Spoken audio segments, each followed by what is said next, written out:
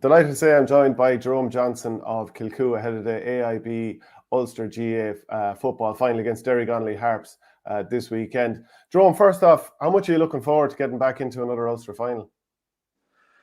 Okay, look, listen, once we won the county championship, look, our aim was to get to an Ulster final, and look, we're here, so look, we're looking forward to it. You've had a decent goal scoring run yourself. Just looking back over the last couple of games, you got a goal against Byrne in the county final, 2-2 against Rammer, and another goal the last day against Glen. It's been going pretty well for you. Look, it just seems to be right place at the right time, Shane, and look, some days they go in, some days they don't, you know. Yeah. And what do you put your own form down to? Like, has anything changed for you this year, or are you just doing the same stuff and it's happening for you? No, look, listen, train's the same, tough as always. If anything, my life's got busier. Had the birth of my first son there in the summer, so if anything, there's been less sleep, and that's the only massive change, and it has been a big one, you know. Yeah. What's your kid's name? Laura. Okay, right, okay. And that was obviously a huge thing in your life to happen. Massive. Look, listen, massive change, an unbelievable change. But listen, probably nothing prepared me for the lack of sleep that comes with it, you know. But look, listen, I wouldn't change it for the world. And has it made juggling life, like even football and your other responsibilities, that bit more difficult? It has. Listen, your time isn't your own anymore. You know, if it's not thinking about him, then it's being with him. You know, and then like you football as well in the middle of it. So just trying to juggle it all, and then you've obviously your work life as well. So look, it's pretty difficult, but he's the number one. You know. Yeah. I couldn't help but recall Aaron Brannigan's interview a couple of years ago after the Derrygonnelly Harps game when you beat them in that tight game. And he talked about nothing else to do in Kilcoo. You go to Mass, have a few sheep, and that's it, really. Is that a fair reflection? Is that how you see Kilcoo? But look, listen, there is a lot of the lads that's into farming and that. I probably would say half the lads in the team, you know, are associated with farming. And then, as you said, like it's a small place, so there's not a pile else other than the club. And then like there's a lot of fields about it as well. So you know, some people have used those to farm. So that's how the club comes to be the hub. You know, it's not a massive place either. So there probably isn't much else in it. Yeah. Yeah. What do you put down the rise of the club? I mean, you've obviously had a great decade. Is it 10 Franco O'Hare Cups in the last 11 years? So you're very dominant locally. But what do you put the strong position that the club is in down to?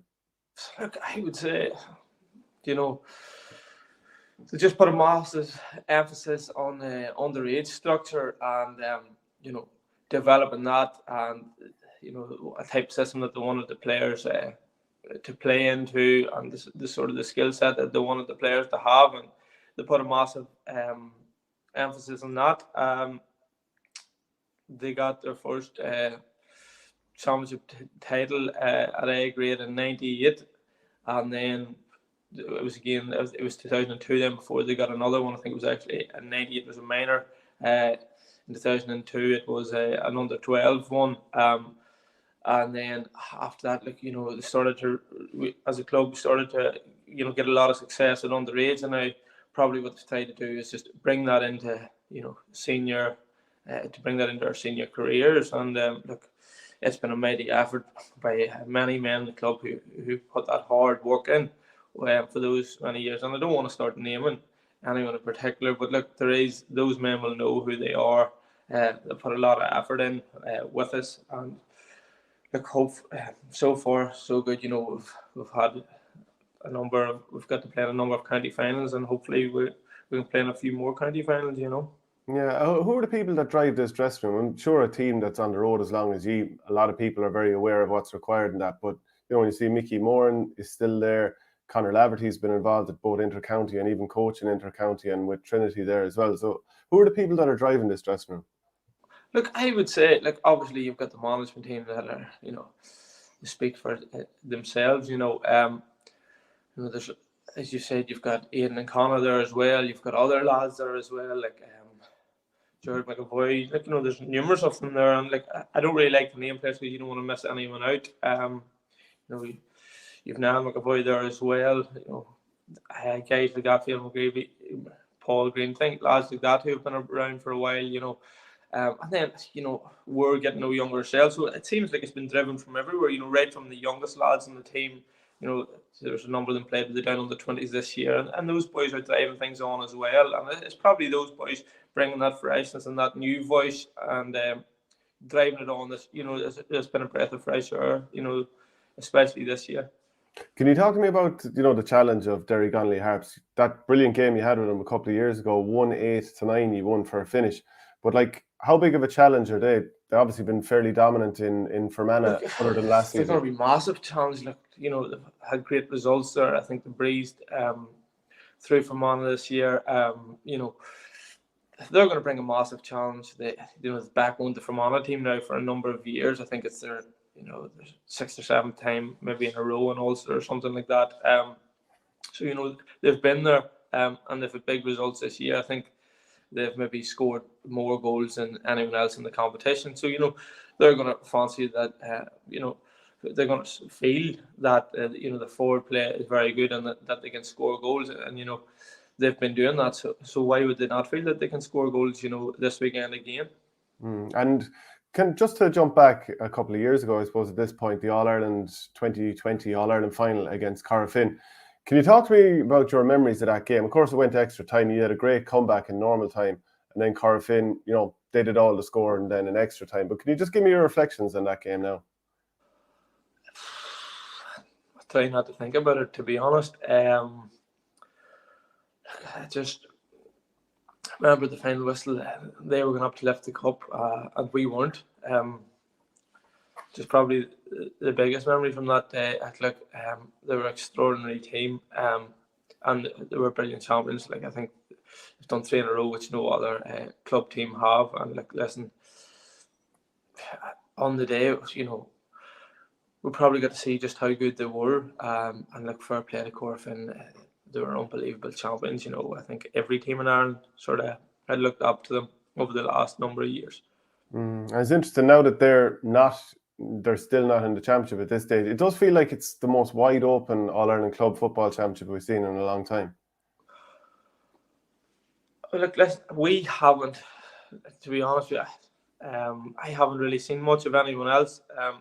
Now, we have looked a lot at Derrygonnelly, and our concentration is Derrygonnelly. As I said, they've come through with 2 massive games there, and be it a fancy Clonard team as well. So they're going to take a lot of stopping on Sunday, and that's our biggest challenge is if we can stop them or not on Sunday.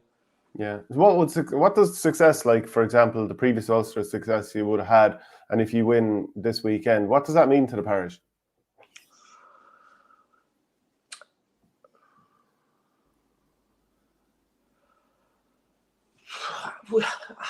Look, the last time, it was brilliant. It's something we hadn't done, and we're very, we're very happy to go over the line. It's not something we thought about massively. That's something to look back on when you probably finish your career. For us at the minute, and all, I think everyone's focus in the club this week is Derrygonnelly. That's just what everyone's thinking about. There's no thoughts back to 19 or anything like that. It's very much focused on Derrygonnelly because we know they have a huge threat up front. And as I've said, they've been scoring heavily with goals. So, we definitely will. We have a massive game in our hands with Derrygonnelly, and hopefully maybe we can come out on the right side of that on Sunday. As a young player, who would your inspirations have been? Who are the people that got a fire lit under you to play football? Whenever we were growing up, probably our biggest inspirations, yourself, were coming from the guys within the club that are playing in the senior team, and maybe you're over training and you're watching the lads after. So it would be your own senior players were obviously the first people that you've seen playing. Your father had been a massive inspiration for you as well. coming up. I know that's how we would have got the seniors in, and just watching them and seeing how much effort they were putting in to try and get the club to Division 1. Those men at that stage, like, that was a massive inspiration for us. And look, we've been very lucky that when we came to senior football, that Kilcoo was in Division 1. So, you know, it gave us a great chance to compete in the senior championships straight away. Who would have been your favourite footballers growing up, like locally or more nationally?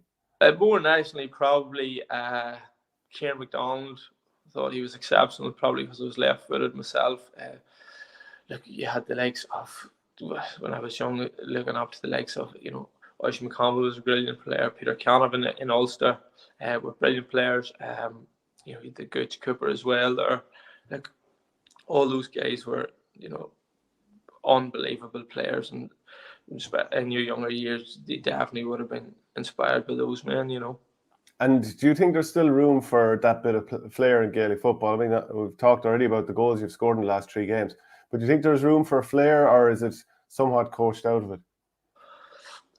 I wouldn't say that the flair's coached out. I would say, like, you know, it's a lot more tactical game now. You know, there's literally, it's about suffocating space in the opposition's half. So I would say for flair, you probably need a bit of room. Getting the room is probably one of the biggest things. You know, that the biggest challenge for players at the minute. But look, listen, there is guys that you know, you see at some of the guys out there at the minute that they're just unplayable. That you would have seen in last year's inter-county season. Some of them still able to create that space, but look, it's probably that's what's taking it out of it. It's just that there's such an emphasis now on suffocating the opposition's half. You know. Who do you think is able to sort of still produce that magic? Is David Clifford someone that is that who you're thinking when you're saying that? I think, you know, it goes without saying how skillful that man is. You know, it's you know, there's no stopping David. Like, any day, you know, he's going to kick 5 or 6 points. I think it's more not about stopping him; it's more about damage limitation. You know. Yeah, and with yourself, you didn't play for Down in 2021. I think it was the hamstring injury, maybe the baby on the way was part of it too. Do you see yourself being involved with Down going forward? Okay, listen. Like, I love playing for Down. Like, hopefully, if I can, you know, juggle all the commitments, then yeah, Down's definitely. Like, I'd love to play for Down again. Yeah, and like, have you spoken with James? Obviously, huge appointment, James McCartan and Aidan O'Rourke coming in. Yeah, look, listen, at the minute the full focus has been on Kilcoo, and look, it's been, like, we've been given that full freedom, you know, so our focus is Kilcoo, and, you know, yeah, that's where we're at the minute. Yeah, I'll take it that you're going to be involved. And Niall McPartland being back as well is a big one. He was away in the Middle East for a few years. Yeah, look, listen, there seems to be, you know, a few lads back in now, and look, that's brilliant because, you know yourself, you need everyone to be competing, and like, it's great to see. Yeah. Do you ever look back at 2020 when you were in a good position against Cavan, ultimately lost that game, and they went on to win Ulster? Yeah, but for me, I probably look back more on those kind of things. You know, whenever it's all finished, done and dusted, and you know, the minute still relatively young, so. Hopefully there's a wee bit to play yet, you know. Okay, well, look, thanks very much, Jerome, and best of luck in the game against Derrygonnelly this weekend.